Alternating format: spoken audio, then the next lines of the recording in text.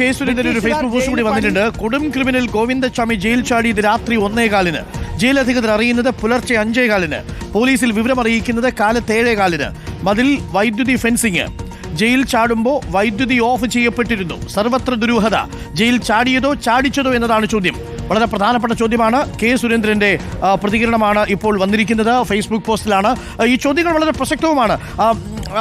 T V Prasad, നേരത്തെ നമ്മൾ പറഞ്ഞു ഏകദേശം 10-18 അടിയോളം ഉയരമുള്ള വലിയ മതിൽ, ആ മതിലിന് മുകളിലുള്ള ഒരു ഫെൻസിങ്, ആ ഫെൻസിങ് കടന്നു വേണം വരാൻ. അതെനിക്ക് തോന്നുന്നു വൈദ്യുതി വേലിയാണ്. ആ വൈദ്യുതി വേലിയിൽ ഏതെങ്കിലും തരത്തിലുള്ള സ്പർശമുണ്ടായാൽ സൈറണുകൾ മുഴങ്ങേണ്ടതാണ്. വേണ്ടത്ര ജാഗ്രത ഉണ്ടാവേണ്ടതാണ്. ഒരു ബ്ലോക്കിൽ 3 പേർ എന്ന നിലയിൽ സുരക്ഷാ ഡ്യൂട്ടിക്കിടേണ്ട കുറ്റവാളികളെ പാർപ്പിക്കുന്ന 10ാമത്തെ ബ്ലോക്കാണ്. അവിടെ നിന്നാണ് ഇയാൾ രക്ഷപ്പെട്ടിരിക്കുന്നത്. C46 number തടവുകാരനായ Govindaswamy. അതാണ് നമ്മളെ അത്ഭുതപ്പെടുത്തുന്നത്.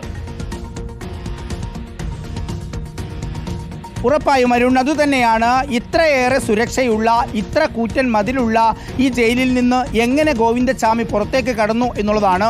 എന്തായാലും ഇത് 1-2 ദിവസത്തെ പ്ലാനിങ്ങിൽ സാധ്യമാകുന്നതല്ല. വളരെ വിശദമായി പഠിച്ച് ഒരുപാട് ദിവസത്തെ ആസൂത്രണം നടത്തിയതിന് ശേഷമേ കണ്ണൂർ ജയിൽ പോലെയുള്ള ജയിലിൽ നിന്ന് ഒരു പ്രതിക്ക് പുറത്തു കടക്കാൻ കഴിയൂ. മാത്രമല്ല അരുൺ, ഗോവിന്ദസ്വാമിയെ പോലെ ഒരാൾക്ക് പുറത്തു നിന്ന് സഹായം കിട്ടി എന്ന് അത്ര എളുപ്പം ആരും വിശ്വസിക്കുന്നില്ല. അവിടെയുള്ള ജയിൽ ഉദ്യോഗസ്ഥരായാലും മറ്റ് തടവ് ശിക്ഷ കഴിഞ്ഞ് പുറത്തിറങ്ങിയവരോടും സംസാരിക്കുന്ന സമയത്ത് ഈ ഗോവിന്ദസ്വാമിയോട് സംസാരിച്ച അവിടെ നിന്ന് തടവ് ശിക്ഷ കഴിഞ്ഞ് പുറത്തിറങ്ങിയവരോട് നമ്മൾ സംസാരിച്ചു. ആ ഗോവിന്ദസ്വാമിയുടെ ഒരു പ്രകൃതം വെച്ച് അങ്ങനെ ഒരു സപ്പോർട്ട് പുറത്തുനിന്ന് കിട്ടാനുള്ള സാധ്യത കുറവാണ് എന്നുള്ളതാണ് അവർ പറയുന്നത്. അങ്ങനെയെങ്കിൽ അരുൺ, ഉറപ്പായും കഴിഞ്ഞ ഒരുപാട് ദിവസത്തെ ഒരു ബുദ്ധി ഇതിൻ്റെ പിറകിലുണ്ടായിട്ടുണ്ടാകും, ആലോചന ഉണ്ടായിട്ടുണ്ടാകും. അങ്ങനെയല്ലാതെ ഇത് പുറത്തു കടക്കാൻ കഴിയില്ല. മാത്രമല്ല, ഇതിൽ പ്രധാനപ്പെട്ട കാര്യമുള്ളത്, ഈ ഗോവിന്ദസ്വാമി ഈ സംഭവം കഴിഞ്ഞ് കണ്ണൂർ ജില്ലാ ജയിലിൽ വന്നതിന് ശേഷം നിരവധി തവണ തടവുകാരുമായി പ്രശ്നങ്ങൾ ഉണ്ടാക്കിയിട്ടുണ്ട്, ഏറ്റുമുട്ടിയിട്ടുണ്ട്, ഉദ്യോഗസ്ഥരെ വെല്ലുവിളിച്ചിട്ടുണ്ട്. അത്രയും കൊടും ക്രിമിനലായ ഗോവിന്ദസ്വാമിയുടെ സെല്ലിന് പുറത്ത് എന്തുകൊണ്ട് സ്ഥിരം ആൾ ഉണ്ടായിരുന്നില്ല എന്ന ചോദ്യം ഇവിടെ പ്രസക്തമാണ്. അവിടെയാണ് ഞാൻ നേരത്തെ പറഞ്ഞതുപോലെ ജയിലിലെ ജീവനക്കാരുടെ വലിയ കുറവ് ഈ തടവ് ചാട്ടത്തിന് കാരണമായി എന്ന് തന്നെയാണ് ജയിൽ ഉദ്യോഗസ്ഥർ ഇപ്പോൾ പറഞ്ഞിരിക്കുന്ന പോലെ എനിക്ക് സംശയമുള്ളത്, ഈ 10ാമത്തെ ബ്ലോക്കിൽ നിന്ന് ഒരു പണ്ടും ഇതേപോലെ തടവ് ചാടാൻ ചില കുപ്രസിദ്ധ കുറ്റവാളികളൊക്കെ ശ്രമിച്ചിട്ടുണ്ട് എന്നുള്ള വിവരമുണ്ട്. അവർ മാസങ്ങളായി നീളുന്ന തയ്യാറെടുപ്പുകളാണ് നടത്തുന്നത്. ചിലരൊക്കെ ഭക്ഷണം ക്രമീകരിച്ച് ശരീരം തന്നെ മെലിച്ച് ഇതേപോലെ തടവ് ചാടാനുള്ള ശ്രമമൊക്കെ നടത്തിയിട്ടുള്ളതായിട്ട് കേൾക്കുന്നുണ്ട്.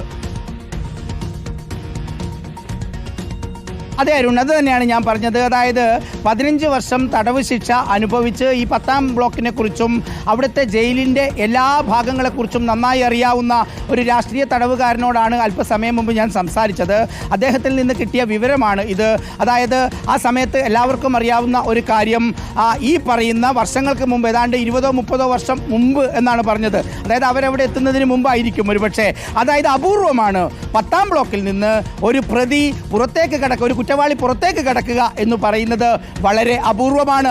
അവർ പറയുന്നുണ്ട് അരുൺ, സാധാരണഗതിയിൽ അങ്ങനെ കടക്കാൻ കഴിയില്ല. ഞാൻ നേരത്തെ പറഞ്ഞതുപോലെ രവീന്ദ്രൻ്റെ കൊലപാതകത്തിന് ശേഷം ഉണ്ടായ സുരക്ഷയെക്കാളും എത്രയോ മുമ്പ് തന്നെ 10ാം ബ്ലോക്കിന് പ്രത്യേക സുരക്ഷ സ്ഥാപിച്ചിരുന്നു. ബ്രിട്ടീഷുകാരുടെ കാലം മുതൽ തന്നെ കൊടും ക്രിമിനലായവർ, ജയിലിൽ പ്രശ്നങ്ങൾ ഉണ്ടാക്കുന്നവർ, മയക്കുമരുന്നും മറ്റും അടിച്ച് മാനസിക വിഭ്രാന്തിയുള്ളവർ, ഇങ്ങനെ സ്പെഷ്യലൈസ് ചെയ്ത ആളുകളെ സ്ഥാപിക്കുന്ന പ്രത്യേക സുരക്ഷയുള്ള ബ്ലോക്കാണ് ഈ 10ാം ബ്ലോക്ക്.